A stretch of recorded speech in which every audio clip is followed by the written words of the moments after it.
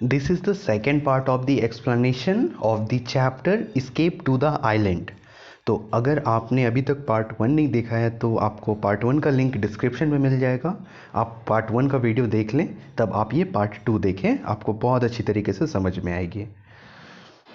We very soon found our 4 casks. Cask का मतलब होता है बैरल्स। बैरल एक टोकरी के जैसा होता है जो कि बहुत स्ट्रॉन्ग लकड़ी का बना हुआ रहता है और वो पानी के ऊपर फ्लोट भी करता है, तैरता है पानी के ऊपर। अगर उसके अंदर कोई चला भी जाएगा तो वो डूबेगा नहीं। तो बहुत जल्दी इनके फादर जल्दी से 4 कास्क ढूंढे, made of good would and strongly bound with iron hoops. They were exactly what I wanted. With a saw, I cut each cask into half so that now we had 8 tubes. My 8 tubes now stood ranged in a row near the water edge and I looked at them with great satisfaction. फिर ये जो barrel था, 4 barrel था, इसे 2 टुकड़ों में काट दिए और ये जो 8 बैरल हो गया। और इस सभी बैरल्स को एक लकड़ी से जोड़ दिए इनके फादर और फिर इसे पानी में उतार दिए। और ये देखकर उनके फादर बहुत सेटिस्फाइड हुए। सेटिस्फाइड का मतलब है कि बहुत ज़्यादा संतुष्ट हुए ये देखकर। I now tied a long rope to the stern. और फिर इनके जो फादर है वो एक बहुत लंबा रस्सी नाव जो बचा हुआ था पानी में उस नाव पर बांध दिए off the boat and we began to push. Soon our boat were safely launched. The boat appearing steady I got in. और फिर जब वो पानी में उतरे तो इनका नाव बहुत अच्छी तरीके से पानी में उतर चुका था. The boys brought oars to be ready for the voyage. और ओर्स होता है जो आप देखे होंगे जो नाव चलाता है तो उसके हाथ में एक रहता है लकड़ी, उसी को ओर्स कहते हैं. तो the boys brought oars to be ready for the voyage. और फिर जो जितने भी इनके बेटे थे वे सभी उस ओर्स को लेकर रेडी हो गए सफ़र के लिए. The duck and geese were set free. और जो डक और गीज था उसे फ्री कर दिए. The started swimming in water at once. और जैसे ही फ्री किए वे तैरने लगा पानी में. The pigeons glad to find that they could fly again. और जो कबूतर था वो भी काफ़ी खुश हो गया कि अब उसे उड़ने के लिए मिलेगा. Swiftly made for the shore. और फिर उड़कर चलने लगी कबूतर समुद्र के किनारे आइलैंड के पास. All began ready. We moved away from the wreck. The elder boy took the oars. Everyone wore a float belt and had everything useful close to him in case of being thrown into the water. फिर सभी ready हो गए थे इस टूटे हुए जहाज़ से उतरकर पानी में जाने के लिए. और सभी रेडी थे और जो जितने भी इनके बेटे थे सभी वो नाव का ओर्स लेके जो हाथ में रखते हैं नाव चलाने के लिए वे लेके सभी रेडी थे. एवरीवन वॉर अ फ्लोट बेल्ट. और सभी जो थे जितने भी थे सभी फ्लोट बेल्ट बांध लिए थे अपने कमर में. इन केस अगर हो जाए पानी से ये सब गिर जाए ये कास्केट से तो ये सब बच सके, इसलिए सभी जो हैं वो फ्लोट बेल्ट बांध चुके थे. We had left the 2 dogs Turk and Juno on the wreck. But when they saw us leave without them, they started howling and sprang into the sea. They followed us, occasionally resting their paws on the edges of that float belt around each person. फिर जब ये सभी जाने लगे थे तो ये 2 कुत्तों को छोड़ दिए थे नाव पे ही. और इन कुत्तों का नाम था टर्क और जूनो. फिर जब वो कुत्ता देखे कि ये सभी जा रहा है उन दोनों को छोड़कर तो वो दोनों कुत्ता बहुत भौंकने लगे, हाउलिंग करने लगे, चिल्लाने लगे. और फिर ये देखते ही वो दोनों कुत्ते भी नाव की तरफ इन लोगों के नाव की तरफ कूद गया. Oh look here father, cried Jack drawing a little spy glass joyfully out of his pocket. फिर जैक अपने पॉकेट से एक दूरबीन निकाला और अपने पापा को बताया कि देखिए फादर, मुझे एक स्पाई ग्लास मिला है. स्पाई ग्लास का मतलब दूरबीन होता है. He gave it to me. और जैक जो है फिर वो अपने फादर को दे दिए.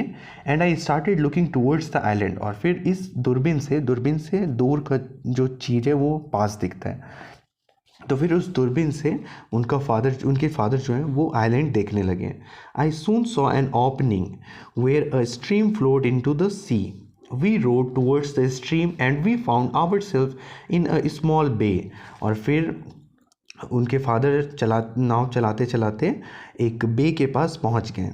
The water was perfectly smooth and so moderate depth. और फिर वहाँ जहाँ पर पहुँचे बे के पास, तो वहाँ का पानी अस्थिर था। समुद्र में लहरें उठती है, बट बे में लहर नहीं उठ रही थी ज़्यादा, और डेप्थ भी नहीं था, गहराई नहीं था पानी में। The ground seemed plain on which it was very easy for us to land. और जो ज़मीन था वो पानी से दिख रहा था। इसका मतलब ये था कि अब वे लोग पानी में उतर सकते हैं। We started looking for a suitable place to make a tent in which to pass the night. When this was done, the boy ran to collect grass to spread in the tent for our beds, while I collected wood to make a fire. फिर इनके father देखने लगे कि कहाँ पर tent बनाया जाए और in which to pass the night, tent बना के वहाँ पर रात गुजारा जाए।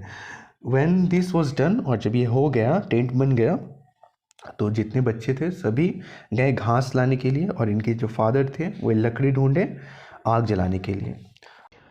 After a few minutes I was startled by Jack's cries for help. फिर कुछ मिनट के बाद मैं चौंक गया क्योंकि जैक जो है बहुत ज़ोर से चिल्लाया मदद के लिए। He was at some distance and I ran towards his voice. I found Jack standing in a deep pool, screaming. As I came closer, I saw that a huge crab had caught his legs in his powerful claw. I waded through the water and seizing the crab firmly to the back, managed to make it loosen its hold. Jack के father चौंक गए थे Jack का आवाज़ सुन के, क्योंकि Jack मदद मांगा बहुत ज़ोर से चिल्लाकर। तो फिर उनके फादर जो हैं वो आवाज़ की दिशा में दौड़े, और फिर जैक को देखा कि जैक एक तालाब के अंदर है और वो छटपटा रहा है अंदर में। तो फिर जब उनके फादर उससे पूछे क्या हुआ, तो वो पैर दिखाया, और पैर में जैक का केकड़ा था, क्रैब था, जो कि उसके पैर पे जोर से पकड़ लिया था। तो फिर इसके फादर उस केकड़े को उसके पैर से निकाले। Fritz told us how he had been to the other side of the stream. It is so different from this side, he said. It is really a beautiful country, and the shore, which runs down to the sea in a gentle slope, is covered with all sorts of useful things from the wreck. Do let us go and collect them, and father, we can return to the ship and bring some of the animals. फ्रिट्स अपने father को बोलता है कि इधर पानी का जो रफ्तार है वो काफ़ी कम है, तो चलिए अब नाव से जो भी बचा हुआ सामान है, यूज़फुल सामान, वो सबको निकाल कर ले आते हैं आइलैंड पर, और जो भी जानवर हैं बचे हुए जो शिप में थे उसे भी सब हम लोग लेकर वापस आ जाते हैं आइलैंड में। Stop my boy, I said, all will be done in good time. फिर फ्रिट्स के फादर फ्रिट्स को बोले कि अभी नहीं, जब अच्छा वक्त आएगा तो हम लोग खुद नाव में जाकर जो ज़रूरत का सामान है वो सभी लेकर आ जाएंगे।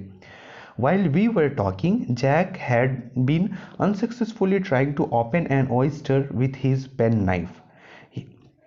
और फिर जब तक ये फ्रिट्स और इनके फादर बात कर रहे थे, तो जैक जो है वो ट्राई कर रहा था ऑयस्टर को खोलने का। ऑयस्टर एक समुद्र का जीव है जो कि बहुत हार्ड रहता है, तो उसे खोलने का कोशिश कर रहा था अपने पेन नाइफ से। Here is a simpler way, I said. फिर जैक के फादर बोले कि ये है आसान तरीका इस ऑयस्टर को खोलने का। Placing the oyster on the fire, इस ऑयस्टर को तुम आग के ऊपर रख दो, ये ईजिली खुल जाएगा। इट इमीडिएटली ओपनड, और फिर वो खुल गया। Soon the sun was sinking beneath the horizon, और फिर शाम हो गया।